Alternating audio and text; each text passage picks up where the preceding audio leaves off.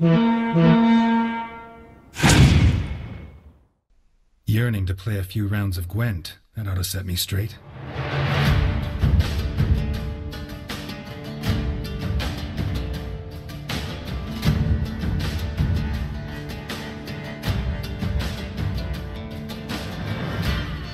Welcome to Commander's Horn, episode 76. Today I'm joined by Complexity's SirPumpkn, a very popular streamer and Scoia'Tael player in the Gwent community. So we're going to be talking a lot about Scoia'Tael, a little bit about the news as well, coming up on the roadmap, some art competition stuff, all this and so much more on this episode of Commander's Horn.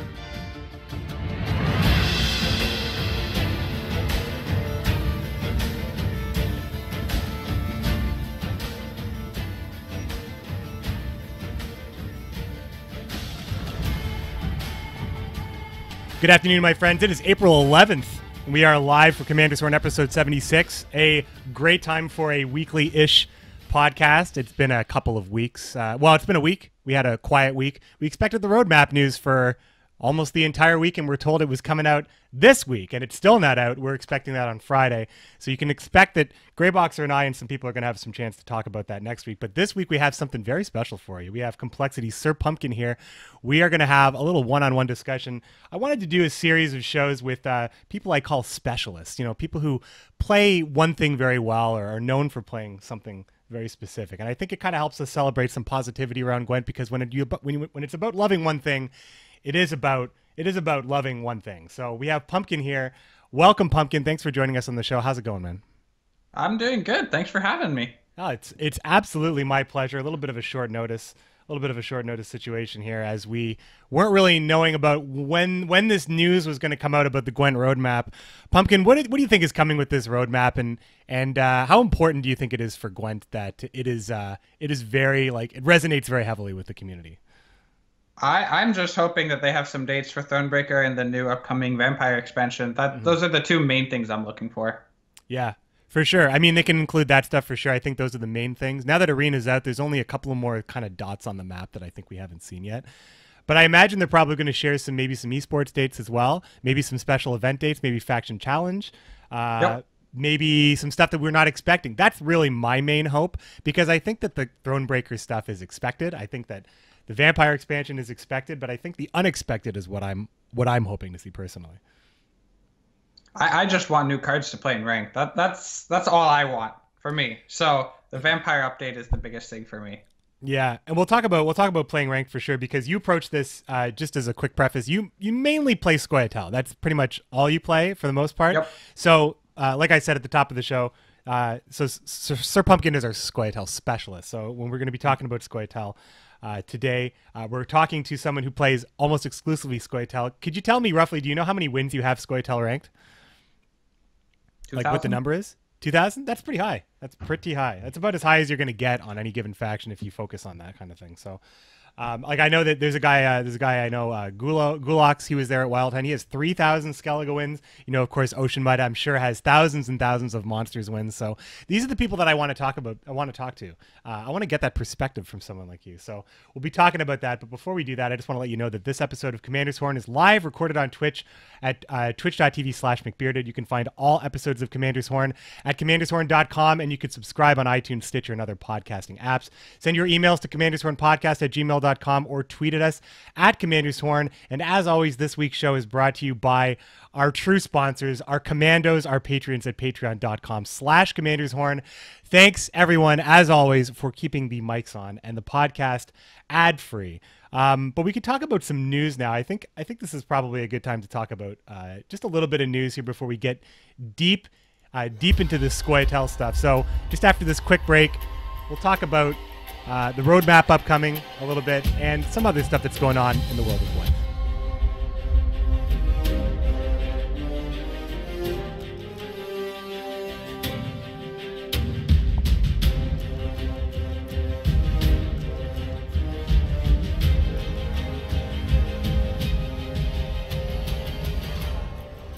So there's a lot of news about news coming, but there's not a lot of news, really. So this will be a short news section, because I think we didn't do a podcast yesterday because of the lack of big stuff to talk about and what we expected to see.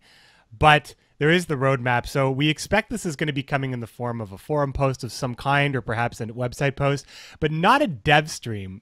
Why do you think that this wouldn't be a dev stream? Do you think that there is a missed opportunity here for just a little bit more involvement? They could be doing a dev stream, but generally when they do dev streams, they have balance changes or new cards, or they have the arena mode, and they want to show that to us and explain and go through it. They don't technically have to do that with a roadmap because it's just dates.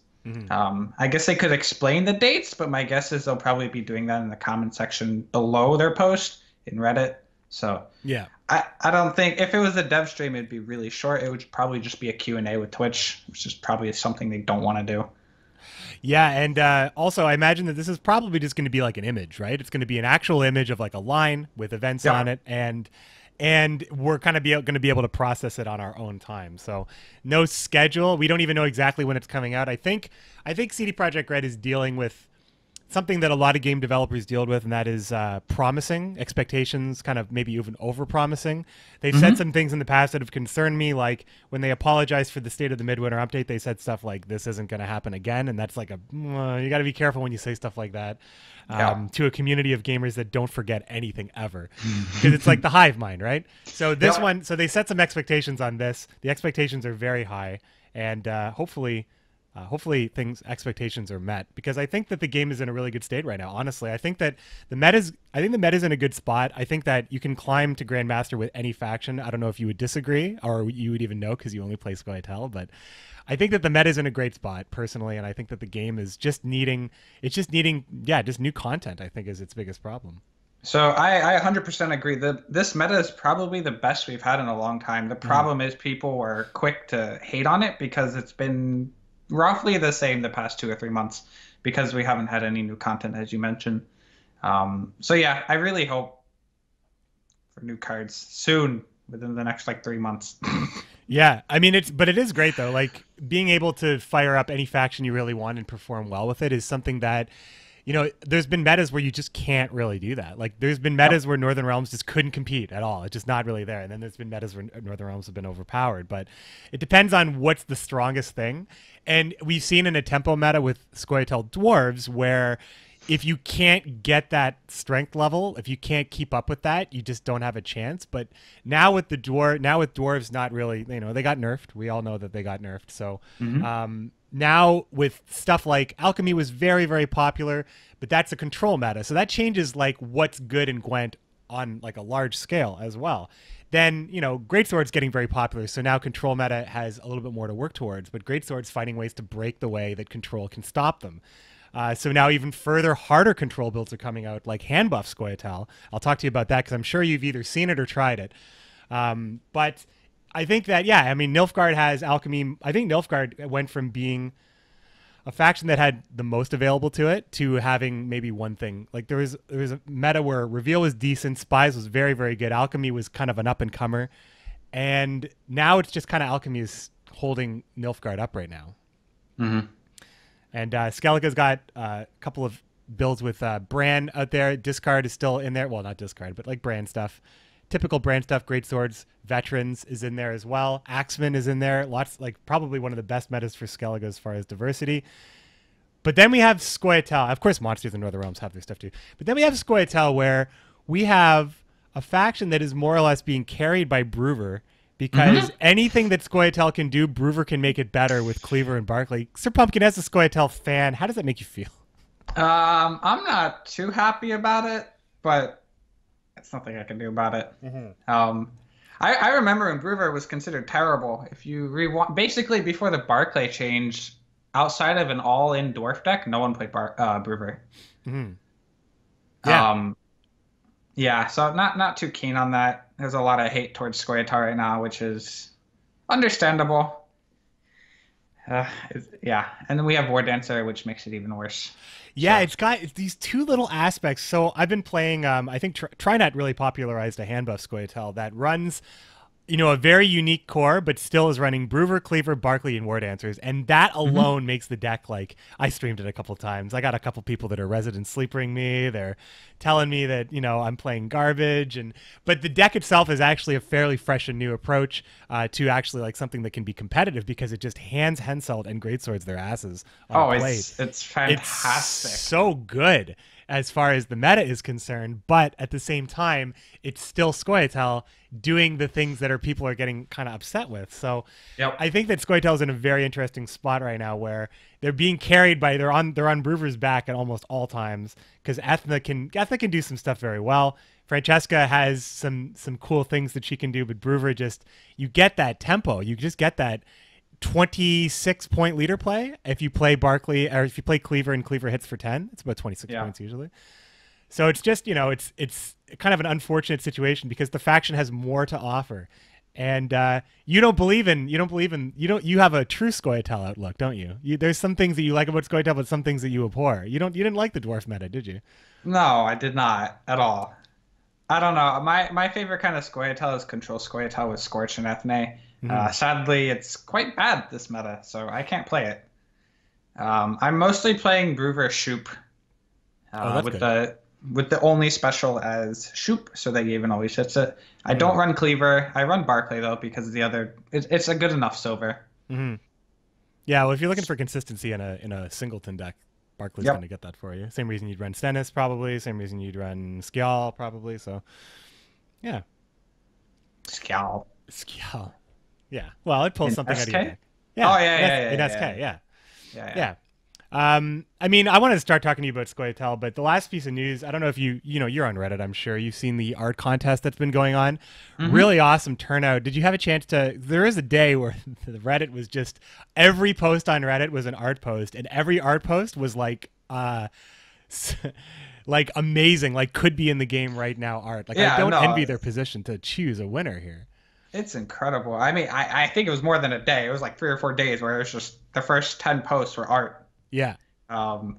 Which, I mean, right now there's not much to talk about in Gwent other than like Scoia'Tael hate. So I don't mind it.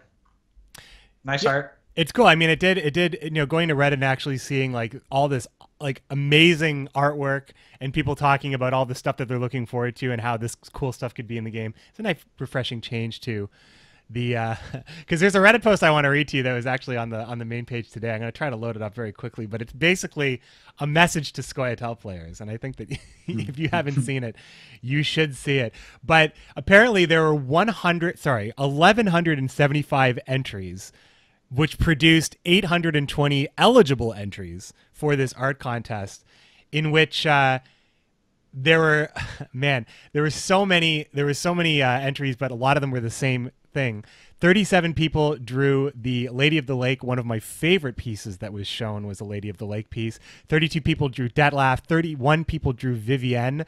28 people drew Essie Davin, and 23 people drew Renfrey. And I'm not super familiar with a lot of these characters since I haven't read all the books yet, but I am familiar with the Lady of the Lake roughly, and I do know who Detlaf is, obviously. So it's interesting to see kind of what people want, and these artists are just fantastic. There's not too much more to say about it. Really just good stuff. Very, very good stuff. The Lady of the Lake was by far my favorite, though. Yeah, there was one with Pochi Sir also calling out in the chat saying there was a really great one of Sienna sitting on the throne. That one is so good. A lot of the ones with the perspective angled up, like I am not, you know, I've done a little bit of artistic stuff in my life, but I can't even imagine the time and effort it goes into just kind of take that as a hobbyist level to produce stuff like that, because that's for sure Gwent quality. And the Thrilling's also saying there was a really awesome Tissia de Cries. I didn't even see that one, Thrilling. Oh, De Vries. She corrected her spelling. I still don't know who it is, though. Anyway, definitely check out. There's probably a mega thread you can check out on Reddit, but pay attention to Play Gwent on Twitter. I'm sure they'll be deciding on a winner of the art contest sooner rather than later, but they have a little infographic about the what's the word I'm looking for? The submissions. So there you have it. We're just waiting on this roadmap because it's going to be the biggest piece of news we've gotten for weeks. But honestly, let's talk about Gwent right now with you, Pumpkn, because that's really what I wanted you to be on here for. So we'll take just the shortest break here, and we'll get into talking about Scoia'Tael right after this. Maybe not today and not tomorrow, but someday. Someone will find a way to take you down.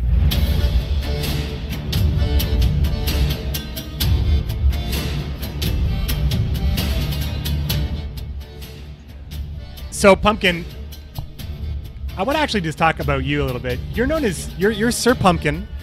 People know you as SirPumpkn. You are kind of like one of the kings of late night. You're pretty popular in the late night here on EST. You're EST as well, or are you PST? I'm EST. EST, right? Well, you were at Philly, but then again, so was people like Thrilling. I wasn't really sure. So, so you have you stream in the evening. You are kind of the go-to for Scoia'Tael and kind of the go-to, like one of the top of the directory in the evening. You are SirPumpkn, but when you first started, you had a different name. Yep. What was that name, and why did you decide to change it? So my original name was Pumpkin Shit.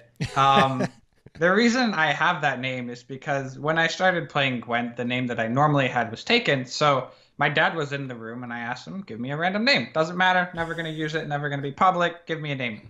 Pumpkin Shit. I'm like, okay, sure. Make it. Fine. And I started streaming. So that needed to change. Probably about 2 or 3 months in, I changed it because if I ever wanted to look for any kind of sponsorship or something like that, Pumpkin Shit's probably not ideal. So I actually had a stream where I was looking for names, and I had a notepad, and I had all my different names up. And then people started making Twitch accounts with those names and following me. So every name that I had made was taken on stream. So that was fun. So trolly. Awesome.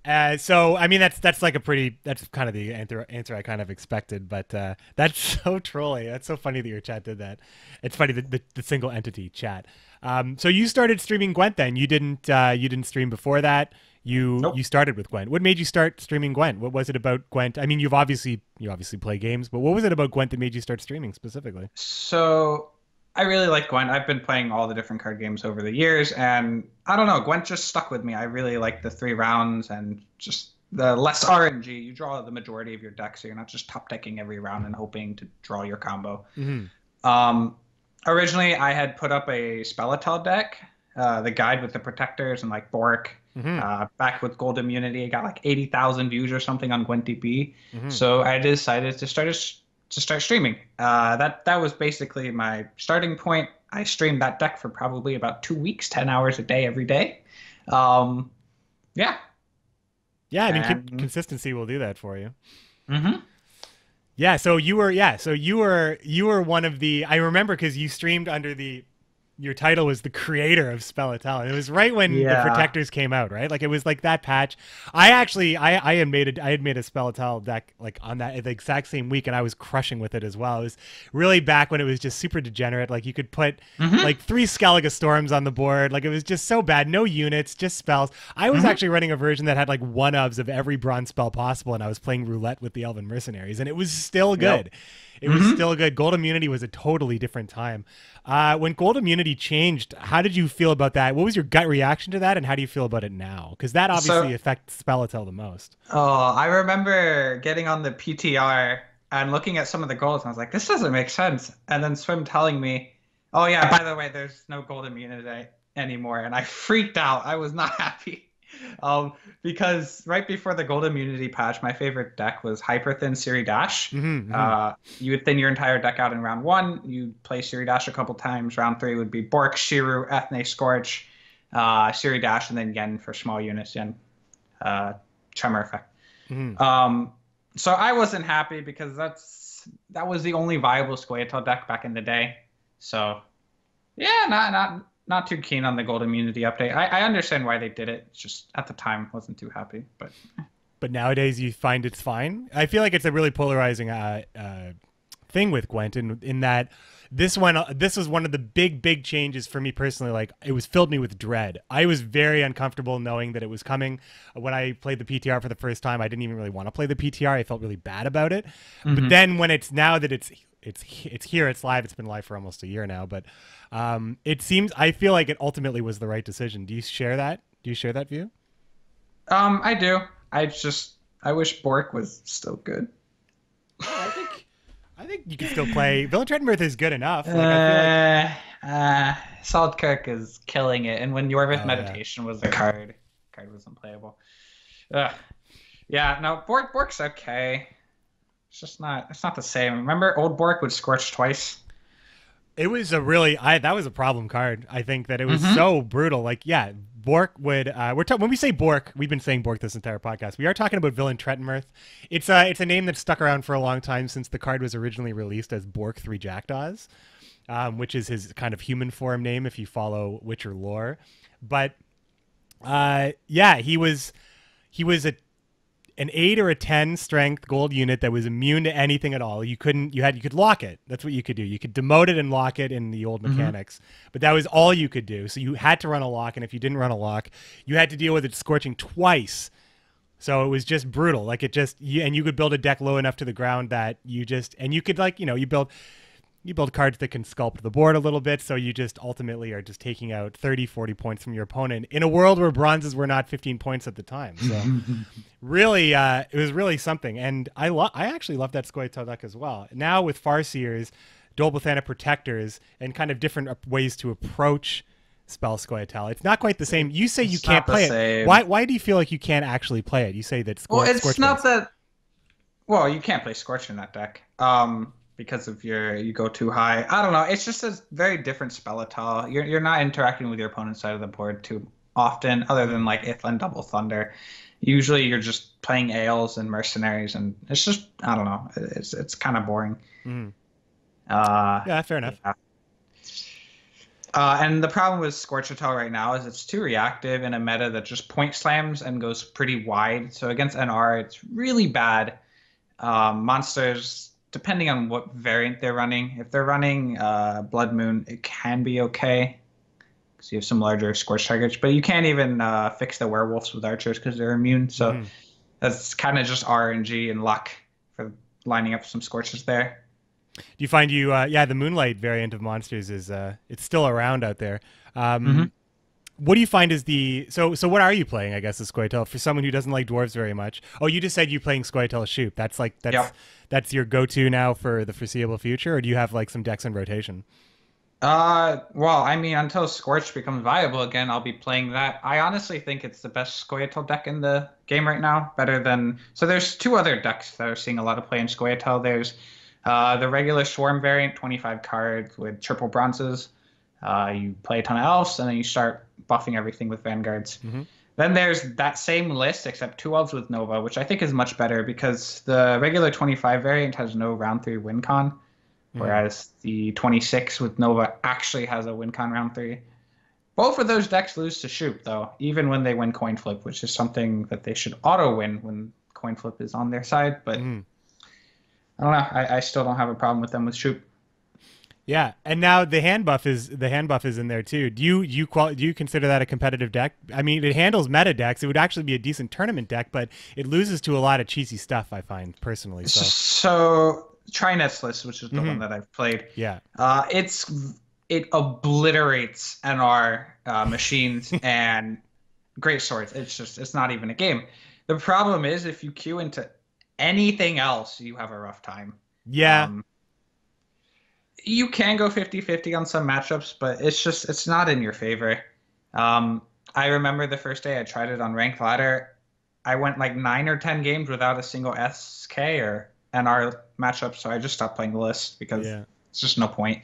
It's a very, very meta-centric deck. Yeah, it's one of the reasons why I like it, because it's because Greatsword and Hensel, like, especially because at Gwent Open, one player brought Greatsword, that was Hannah-chan, and everybody else was talking about how when you have to lock your deck list in ahead of time, you're like at the deck list cutoff, like the meta is basically kind of locked in for you. Like that's what the tournament meta is going to look like, even if things kind of progress and evolve over the course of the next week or so. As a side note, one of the reasons why the Gwent meta is also very good right now, if you believe it or don't believe it, everybody listening, that the meta is still actually evolving. It's still evolving to this day. So even it's in its stale state, certain decks are still kind of rising up. So we talked about Skellige and how, veterans were brought and, Bran was brought as well. But some players felt like Greatsword was clearly going to be one of the stronger decks, but no one really brought it because it was just before it was rising in popularity during the lock-in for your decks for Gwent Open. So this Gwent Challenger coming up at the end of April on the 28th and 29th, there is a possibility that more people bring greatswords, as it may be a more respected, actually competitive Skellige deck, because we saw 2 bans in its semi and finals appearance with Hanachan, who ultimately ended up winning it anyway because he had a ban magnet in Skellige and ended up getting to play as Henselt and doing pretty well overall. So that being said, the hand buff Scoia'Tael, because Henselt's not going anywhere, not for Northern Realms. If you're playing Northern Realms, you're probably bringing Henselt. So that Scoia'Tael list may actually be like a legitimate tournament deck. Possibly in Challenger, we might see something like that. Do you think that's actually possible, or do you think that's just kind of a weird narrative that I might have because I played a lot of this deck? I mean, if you're expecting Henselt, it's also it can be okay versus Consume. I mean, you have your one muzzle. If you tech in a Mandrake, it'll be a bit better. It's bad. It's bad against Consume. I struggle with Consume. The one muzzle means nothing. I mean, Summoning Circle is back. It's bad. It is back. I've seen Decoy too. Yeah, Decoy too. Me too. Yeah. Yeah, it's Consume's coming back. I don't know if you've played the last like 2 days, but it's showing up and it sucks. I'm gonna have to start running Mandrake again. Yeah, I played like 20 games yesterday and I ran into Consume 5 times, which is extremely high. That's a lot. It's extremely high. Ugh. I went like, it was something like, so I was playing that hand buff deck and I went something like, it was like 16-7, but 4 of those losses were Consume losses. Like it was just, couldn't do anything about that. But otherwise, I mean, I think the deck's very strong. I'll put the link to all these decks we're talking about in the show notes when I post this to YouTube and to the feed. What is it about Scoia'Tael though that draws you in? Like, why did you gravitate towards Scoia'Tael in the first place? Why not any other faction? And why do you tend to not explore on your stream? I really like control archetypes. So when I played Hearthstone, which is probably the first online card game that I played, I focused on Handlock, which is a control warlock list. Have you played Hearthstone? Yes, and I loved Handlock. Okay. Control warrior and priest, right? So all of these very control oriented lists. I don't know. I don't like just going face and that's kind of how I feel like SK plays and some NR lists plays. The machine lists don't play like that, but I like being in control. So, and Scorch is also one of my favorite cards in the game. And Ethne can play that like twice. Yeah. As long as Shiru. So I've always been a fan of Scoia'Tael for those reasons. Control and Scorch. So have you tried Alchemy? Have you tried what's another control deck? I mean, those are the main 2 ones, I guess. Alchemy doesn't have Scorch. Alchemy doesn't have Scorch. What about Reveal with Bork? Have you tried that? Reveal's not good. No, it's not good, but it does run Scorch. It does run Scorch and Yennefer Enchantress that can do a double Scorch. Maybe that's your flavor. Yeah, but it's not good and there's no flexibility. All right. Honestly. I've tried it. I tried like a Horcrux deck with Stefan and like Scorch. It's too gimmicky. I don't know. It is true. All that is true. As far as branching out, the last 2 days I've been playing a all-in Sabbath deck on Pro Ladder for fun. Oh no. So games are usually about 2 minutes long because you buff Sabbath with Agora, you play the Sabbath. If they have Mandrake, you lose. If they don't, you win. That's the game. Yeah, you can get through a lot of games that way. You can get through a lot of Pro Ladder games for sure if you wanted to get a Pro Ladder ranking. It's true. It is maybe the most binary deck Gwent's ever seen. Not even like more binary than Mill ever was, because Mill, at least you think you have a chance maybe up until the end of Mill games, but this one you've lost. You know it's over. Yeah, no, people can see. I had Game King conceded to me round 2 after 3 cards were played. Not a lot of people can say they've had Game King concede on them for sure. It's just, you need to, it's the most, what's the word I'm looking for? It's the most needs to be answered card in the entire game. It's true.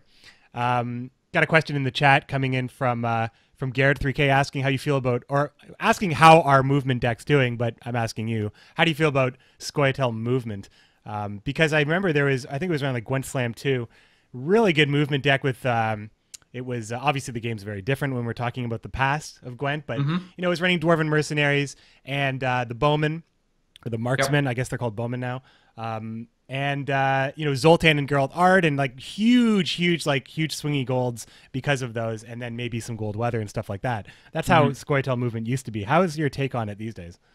It's basically the same thing. One of the reasons it's not doing so well right now is Bowman auto die to Witchers, Mm. which is kind of problematic. Um, the other issue that I've always had with movement is you're heavily reliant on Gold Weather. You play the Gold Weather, if they have a clear, you lose for the most part, Mm. unless it's a long round three and they have no removal for your Bowman. Um, you also have to draw pretty decently, which I've never been a big fan of because, yeah, it's just relying on draw never seems to work out well for me. So I try to stay away from movement Scoia'Tael. Mm. Yeah, it's the constant struggle that the engine decks have been having right now because alchemy is still pretty prevalent that anything with an engine is just removed for the most Yep. part. Viper Witcher's hitting up to like 11 plus points as far as like the ping that they can, if you can even call it a ping at 11 anymore. But yeah, Bowman getting hit really hard is rough. If you want to play any sort of monsters with Behemoth, they die. If you want to play any sort of engine-based stuff with Northern Realms, it's very difficult as well. So, and you know, there's a lot of Alzur's Thunder right now as well. Alzur's Thunder is very strong in the meta as well. So it just makes it really hard to play any engine stuff. For Is sure. there Althus Thunder? Where are you seeing Thunder other than Ida? I mean, any mage that, I mean, yeah, Ida has it, but maybe because I've been playing Thunder, but it's just Oh, a strong okay. removal card. Triss can produce it in some situations. It's just a strong removal card. But yeah, that's true. It's not that scene, I suppose. Why am I thinking that? I feel like there's got to be a reason why I'm thinking that. There's a deck that I played recently with Thunder in it, and Triss, I think, because I was trying to create a control shell in a different list, like there was in Alchemy. So I'm like, how many Thunders can I play? It must have been Scoia'Tael. But probably Scoia'Tael. Now you had to play other things than Scoia'Tael when you came to the Wild Hunt tournament. A lot of people were excited for your show match. You did play.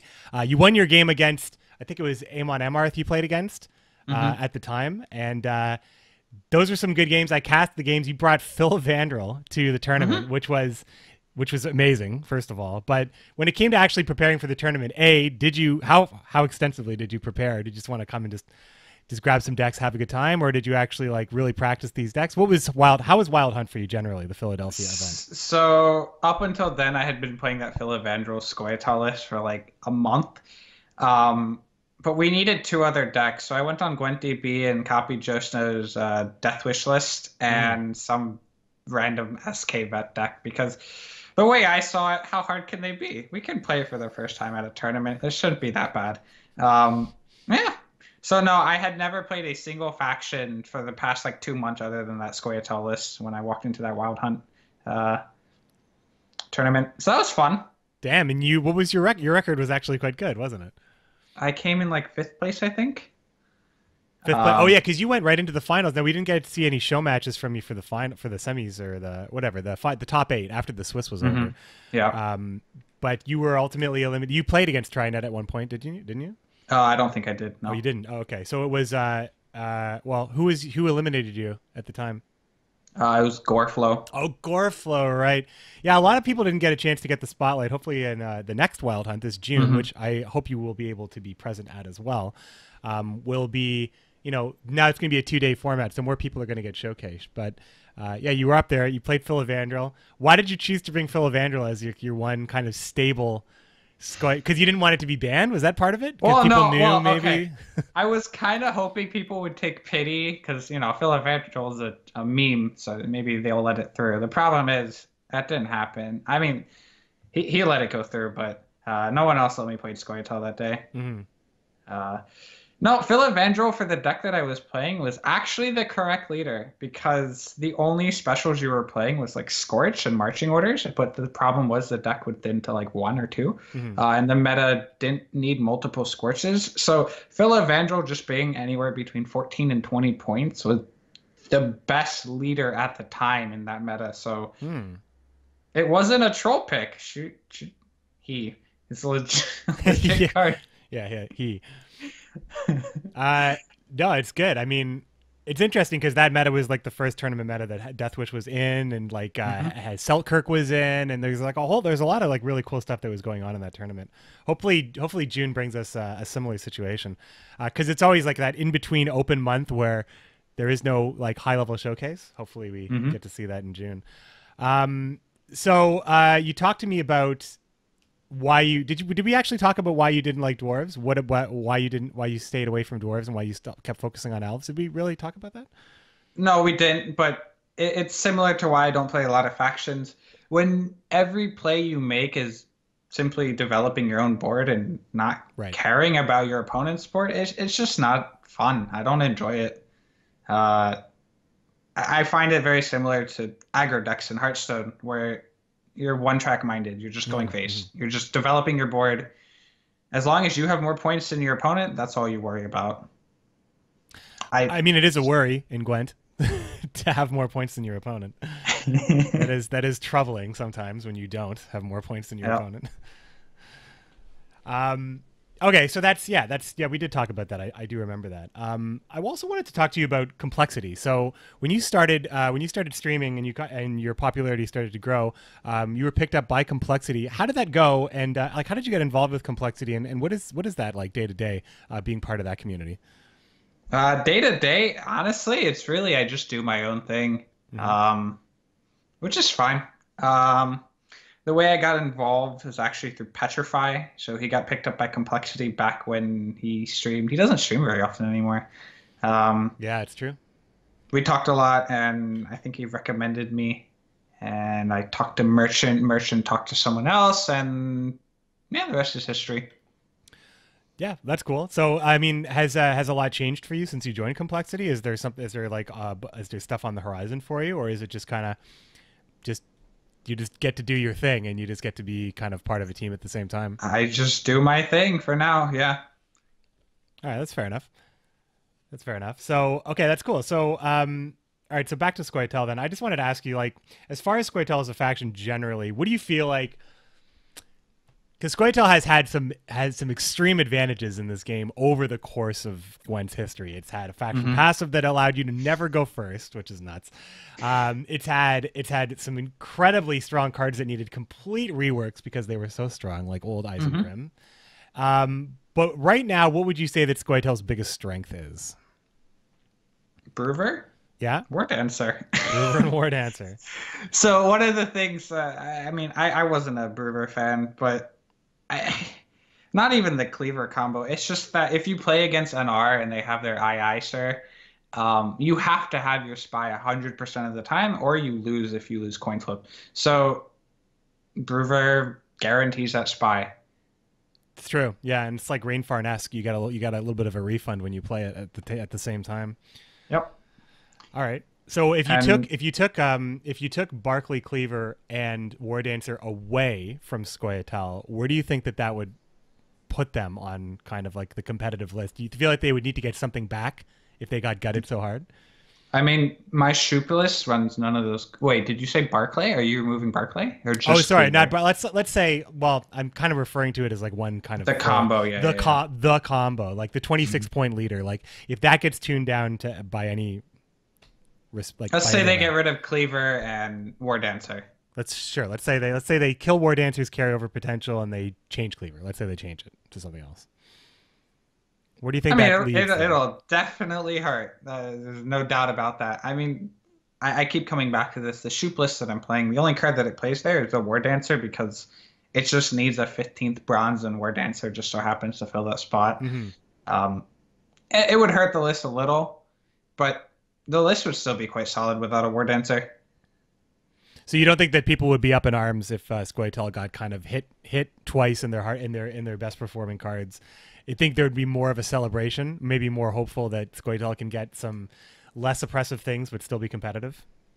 I mean, the rest of the community would love it. I mean, there are Reddit threads about we hate Brewer players. They can. Oh yeah. Yeah. So most of the people would be very happy. I personally wouldn't mind at all. The true Scoia'Tael players wouldn't care. You know, I think that the Reddit thread I was talking about it's not on the front page anymore. I don't even know if it's still there, but basically it was talking about to those of you who put Brewer, Barkley, and Cleaver in your deck, and there was like a huge paragraph about how cool you are as a person if you do that, and then ultimately to go, screw yourselves. And yeah, I read that today. Yeah. Anybody sick of playing Brewer all the time? That's one of the front page posts as well.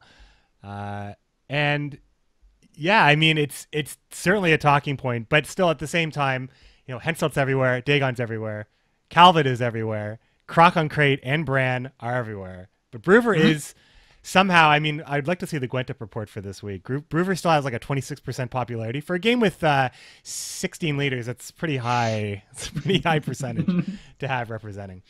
Yep. What do you think Scoia'Tael's biggest weakness is? It's tough. I'm asking one of the biggest Scoia'Tael fans to criticize the faction. So if we were to rewind a couple months ago, just points, like their bronzes were pretty bad. They didn't have a lot of proactive plays, right? So Scorchless is all reactive. If you lose coin flip, you're in a rough spot. I don't know. I mean, at the moment, probably not many because you have Yavin, Brewer, Barclay, Cleaver. You always have a proactive play. So yeah, they don't have much of a weakness right now. No, it's a good answer. That's what I needed. That's what we need to hear, I think. I can't think of many or any at all. Yeah, things might change. Things might change over time, but it is like, I mean, I've been playing Scoia'Tael for the past 2 or 3 days now, and you know, I don't play a lot of meta decks. Like I don't play a lot of like super strong decks on my stream generally. I usually just play them so I can just practice for casting a little bit more so I understand matchups a bit better. But man, picking up that hand buff Swordmaster deck, I mean, I usually get the top 10K, but I just flew from like I started a little bit late. Like 16 to 20 was basically effortless with that deck. And I really, the biggest weakness is a mirror match. Blue coin is one of the only things that I felt like, well, this might be a tough one because of the fundamentals of this game. I felt like it's only held back by the actual fundamentals of Gwent, that the coin is actually something that can keep it in check. But that's about it, though.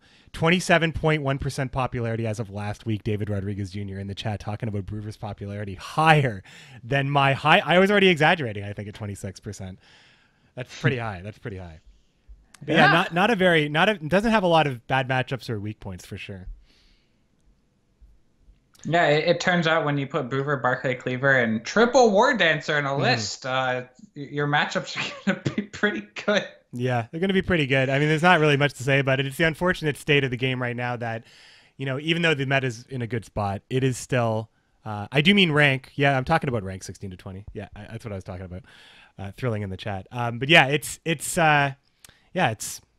just strong, and because it's strong in the same way, no matter what shell you're playing, you still kind of run that. It's just people can get sick of that really, really fast. So there's a staleness that perpetuates even if the decks change. If the core pieces don't change, the staleness is just like, I know how this deck is going to beat me, more or less. What could you give Scoia'Tael as a faction if you could give it anything at all right now?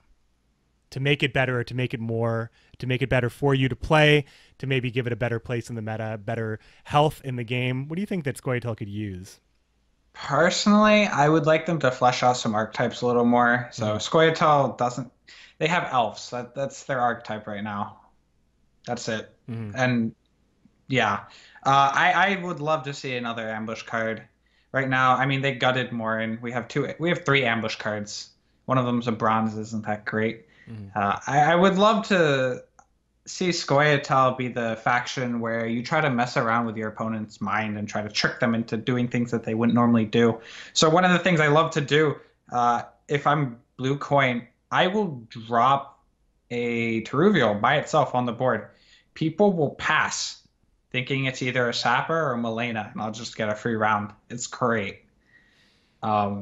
Yeah, I really love ambush cards. However, CDPR does have to be careful. If they introduce too many of them, it's going to be impossible to play around. So, yeah, maybe like 1 silver ambush card.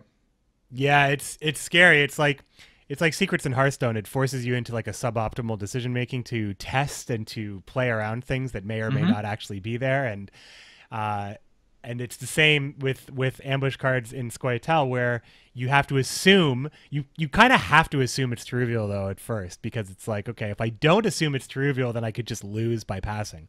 So you have to make that assumption, but then it could turn out to be Malena or Sapper in 2 turns, and then that's revealed, but by then you've already made your decisions based around to reveal.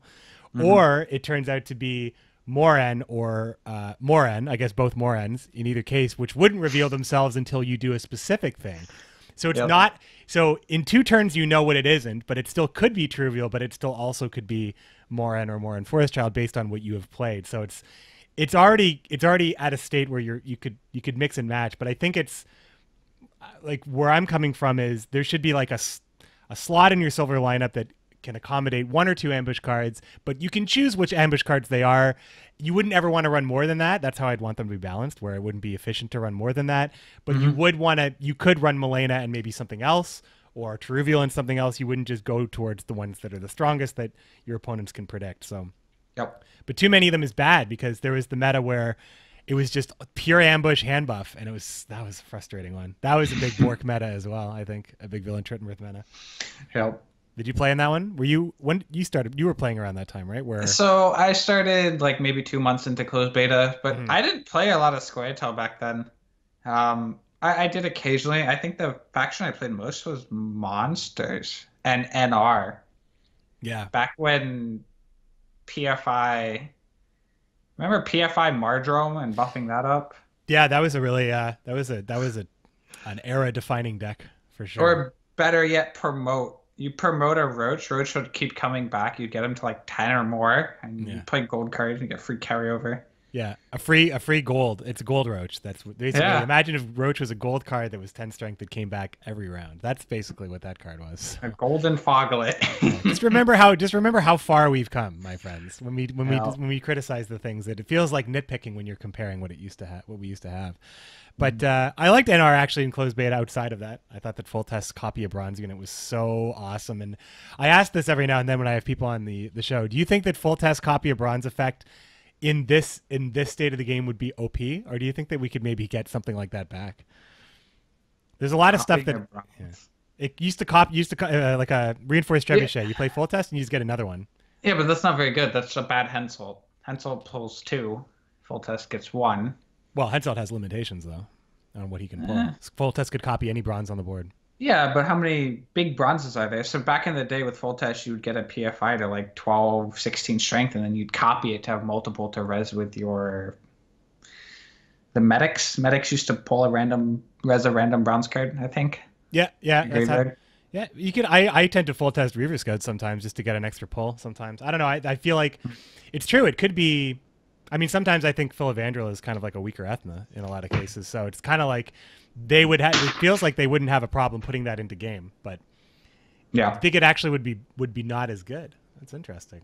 I think it would be fine. I think that if they wanted to release a new Northern Realms leader and give that effect, give that card back and make sure it doesn't break the game, I'd be okay with that. I would love to play that deck again. I don't think it would be that good. No? But yeah, maybe. I think Henselt will always just be better. Henselt will even always with be the better. Limitations.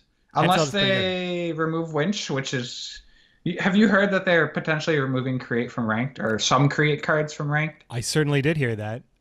Without full details, it's hard to speculate, but you can imagine that Winch is one of those cards. Winch, Elven Scout, Slave Driver, and the Runestones, I guess? Yep, those are the main ones. I'm not sure about like Outlaw and Heim. I think Heim is okay because you have full control over it. Trisk Telekinesis, I'd be very surprised if they pulled that out of Ranked.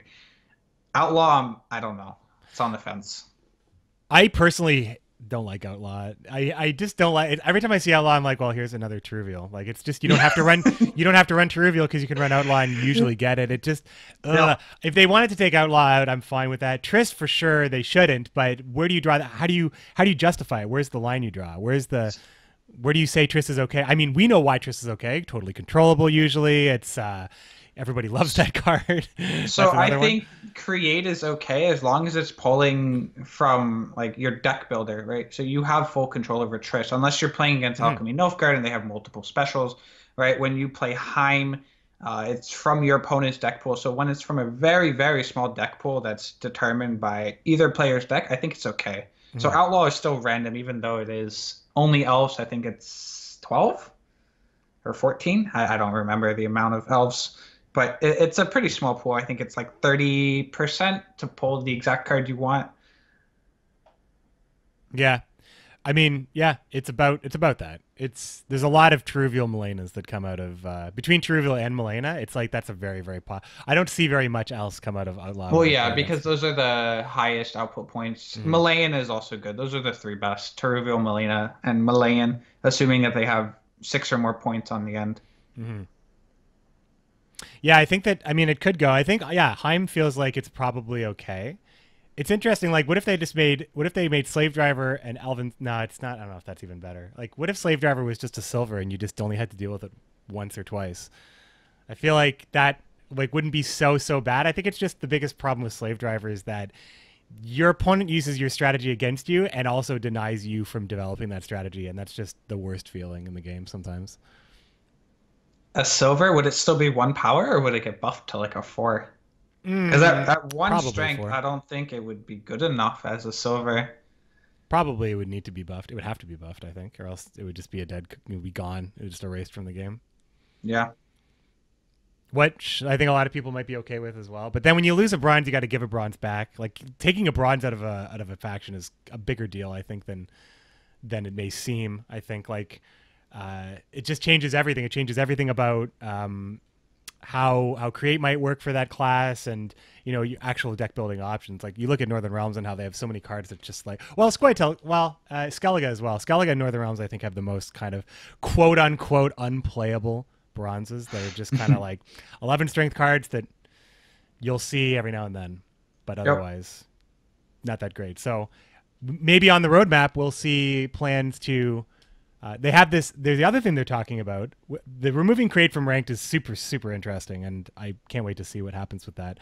But also another thing that they've kind of speculated is that they want each faction to have very defined 3 archetypes, and I imagine hybrid in between them. For now, I mean, it's weird. There's 4 leaders for all the factions, 5 for monsters. 3 archetypes seems like careful. I don't want them to homogenize it too much. I hope that there's still some really wild bronzes that you can kind of fit into weird things, weird archetypes, and I'm sure there's still going to be lots of stuff for people to explore and break. But generally, though, how do you feel about 3 defined archetypes for every faction, and that they're let's make the assumption that they all can compete, Did they use 3 viable archetypes? Did they use that wording or no? I don't think they can. Nah, I don't think they did, because they want to. I think from their side they want to believe that everything they make is viable, so they have a balanced game. Like, that's ultimately the ideal state that they want the game to be in. Everything is viable, right? Why was Roche Merciless printed? They couldn't have thought that was viable. I don't like that card either. I think that card, there's no thought provoking. There's nothing about the card. There's nothing interesting about that card. Okay. Did they say viable? Mr. J1234 in the chat says that they actually used that word. So I think they did. Whether or not they did it, I mean, that's exciting, because, I mean, if we go back a couple of metas ago, there were some times where there was 3 decks in the entire game that were playable. You had 1 SK list, discard SK, you had Monster Swarm, and then 1 NR list. That was it. Those are the only 3 playable decks on Rank. We didn't even have a viable archetype for each faction. In this meta, we have 1 for each, 1 to 2. So if we have 3, I mean, that's fantastic. I don't know how they're gonna have to change a lot of cards if they're gonna get 3. That's a big number.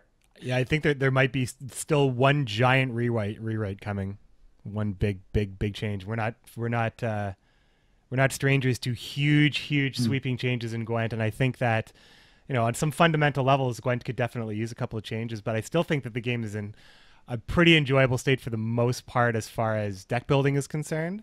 And I'm worried that I don't want to lose it, because you look at Gwent Challenger #1, the very first one in May of last year, Nilfgaard was basically not a faction you could realistically bring. One player did, 2 players I think brought it. One of them was actually a Gwent player and one of them was PPD. But it was, or no, did PPD? No, PPD brought Queensguard, which was its own thing. But yeah, one player brought Spy Nilfgaard at the time. It was just wasn't a faction you could play. That was a state that we were in at one point. So old Calvin, yeah, Old Calvin. Bring every disloyal unit on your opponent's side of the board to your side of the board. It was a weird OP kind of like, it works or it doesn't work, you win or you lose kind of thing. That was a crazy one. But yeah, we've been in situations where you couldn't actually do anything. So hopefully the future of Gwent is bright. Hopefully the future of Scoia'Tael is bright as well. And yeah, any closing remarks about actually, I have one more question for you. When it comes to playing like the same thing over and over, like for days and days, you said you played Spell Scoia'Tael for 2 straight weeks. You said you've been playing Shoop Elves, and that's what you're playing right now. What is it like to stream every day with the same deck? And like, how does your chat react to it? How do you feel about it when you go in? I'm sure you change whenever you want to change, but you stick to Scoia'Tael. Like, what's kind of like, what community is cultivated from staying true to a single faction? Honestly, I don't know. I don't know how my viewers do it. I don't know how they watch the same deck every single day. I have no idea. For me, playing the same deck every day, once I played enough, I kind of start autopiloting and just focus on chat, which is something I enjoy doing. Yeah, I don't know. I don't know how my viewers put up with it. Shout out to my viewers who could put up with Scoia'Tael every day for months on end.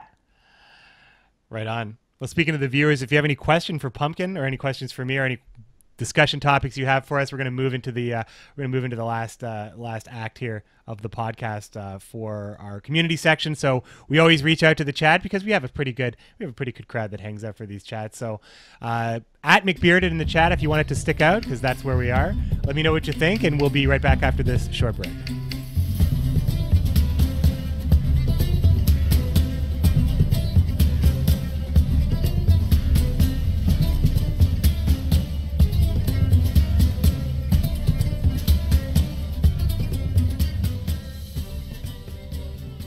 Once again, we are supported by our commandos, our patrons at patreon.com/commandershorn. Thanks once again for keeping the podcast ad-free and always running, and I'll talk about the new commandos in just a moment here. But we have our first question here from QC Macaroni, fellow Canadian. Pumpkn, would you consider... Oh wow, this is a pretty raw question for the Gwent podcast, but we're gonna put it out there because Hearthstone does have an expansion coming out, so it's probably semi-irrelevant to the card game universe. But gonna say, Pumpkn, would you consider Hearthstone to be better than Gwent? That's a question. What way are we going in terms of better? Like gameplay wise, no, I don't think so. In terms of having the most amount of fun over the longest period of time, maybe. I know people are going to dislike this, but I actually pre-ordered the Hearthstone expansion last night. I'm looking forward to playing it tomorrow. I would do this if Gwent gave us content, but there's no content, and I want to play card games. So it's fair. I've been playing lots of MTG, Magic the Gathering as well, personally. Like I fire that up for a change, but. Yeah, I mean, new expansions for games that a lot of people play. Like, there's 2 camps, right, that come from Gwent. There's the people who played Gwent in The Witcher 3 that maybe never played a card game in their life, but gravitated towards Gwent because they love The Witcher, and it's their first card game experience, and like their first experience with a card game community, with a dev cycle around card games, patches, expansions, new cards, like that whole experience that people who playing Hearthstone had 3 years to go through, long metas of like toxic cards like Undertaker, like months and months of that. So like this is like a month. Like I can handle a month. I can sweat that out, I think. But yeah, there's games that we like, so stuff happens in those games that we like sometimes. But I personally, it's weird for me. This the last thing I'll say about Hearthstone is that the last expansion that I ever purchased a card pack for, which was Mean Streets, is actually rotating out to tomorrow on the 12th. That now I feel like I'm out for good. I feel like I'm out for good when the last expansion that I purchased cards for is gone. Well, so here's the beauty: is 3 expansions are rotating out. That means all your cards go into WoW. You get free dust. You disenchant everything. It's great. Well, I mean, I do like the single player content they put out, so I'm definitely going to boot it up because they have a new kind of dungeon run thing that they're doing. Anyway, we're not going to talk about Hearthstone anymore. It's obviously lots of dialogue about that, and you know where to find it. Chape just wants everybody to know that Scoia'Tael is love, Scoia'Tael is life.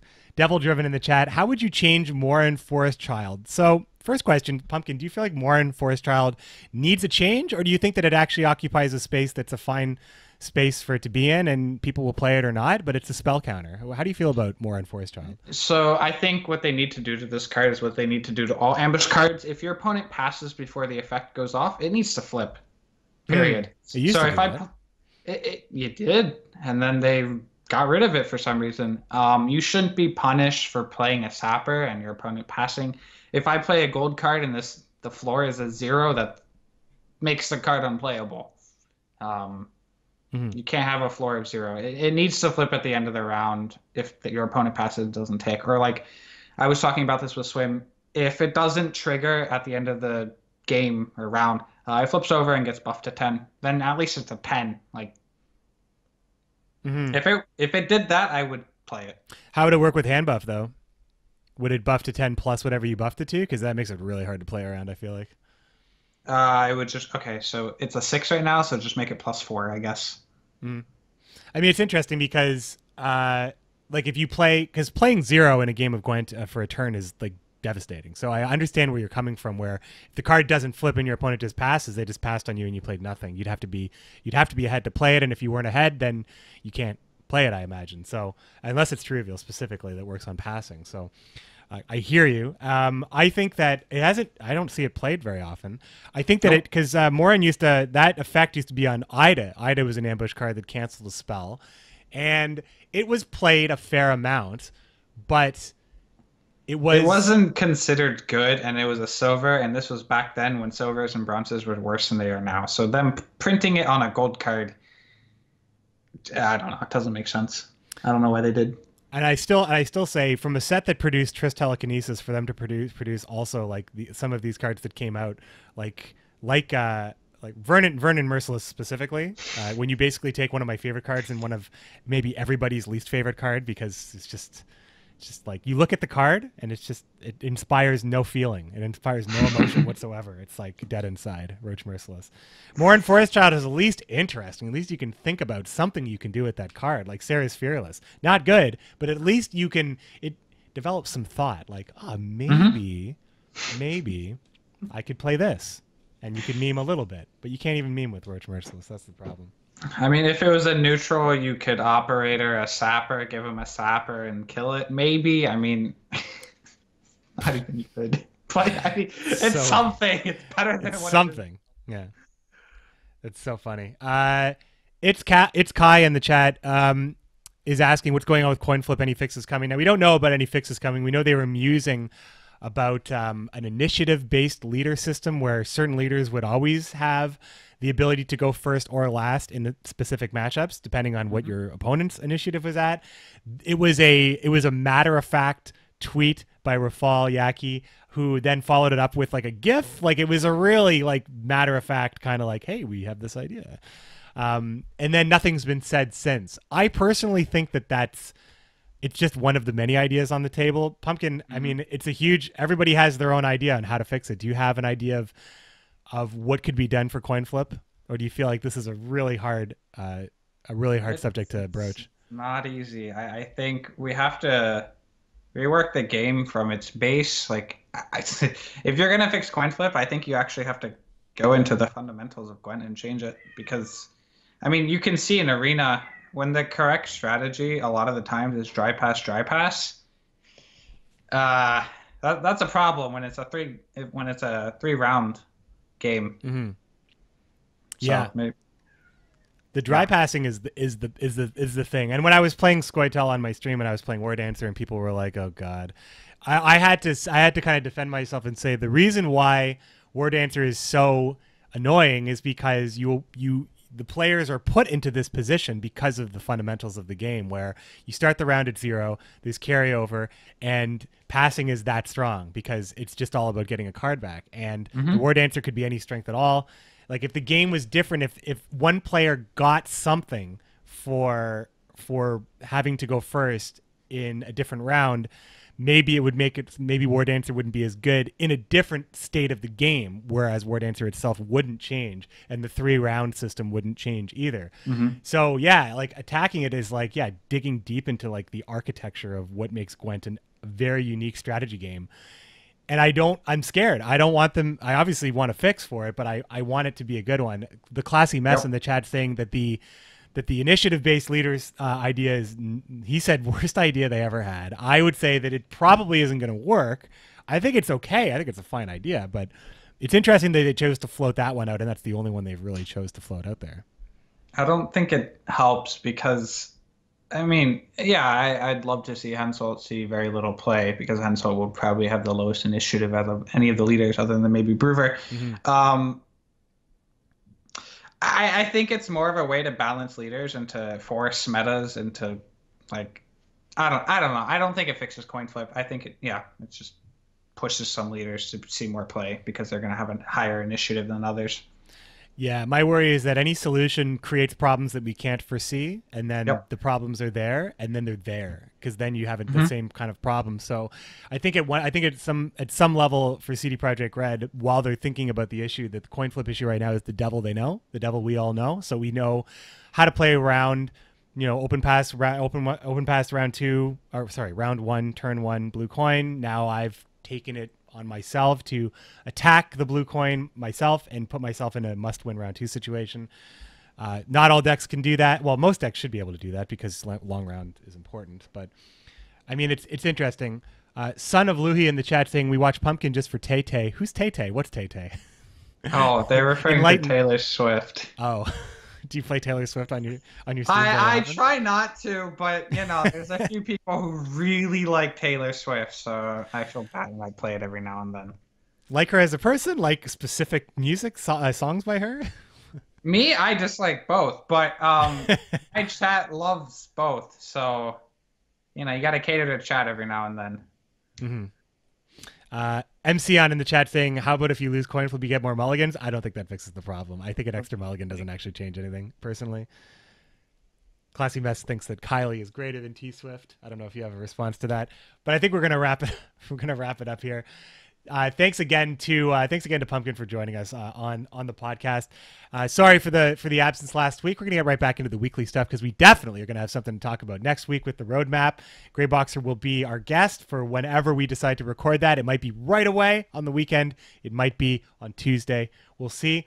Thanks again to Pumpkn for the short notice. Once again, Pumpkn, where can people find you out there when you're doing your thing? You mostly stream. Do you do anything else? I don't use social media that often. Nope. Okay. Probably should. No. So you can find me on my Twitch channel, twitch.tv/SirPumpkn. Right on. On Twitch, SirPumpkn. When do you start your stream normally? Normally 3 to 4 p.m. EST. Today will be a bit later. And thank you for that. Thanks for fitting us in here. So you're going to start your stream soon, so you guys can tune into SirPumpkn this evening or afternoon, depending on where you're hailing from. I can be found at McBeardCH on Twitter, McBearded on Twitch, and McBeard on YouTube. And you can find the podcast on Twitter at Commander's Horn. Always, you can email us at commandershornpodcast@gmail.com. Some pile up on some emails, and I will be addressing those, and maybe we'll do a little mailbag episode with the roadmap next week. Send your emails, please. We'd like to address some topics from you. But that'll do it. Thanks again, Pumpkn, for showing up. And that'll be it for us. Until next time, everybody, thanks for joining us on Commander's Horn Podcast once again. This is McBeard. Best of luck on the path.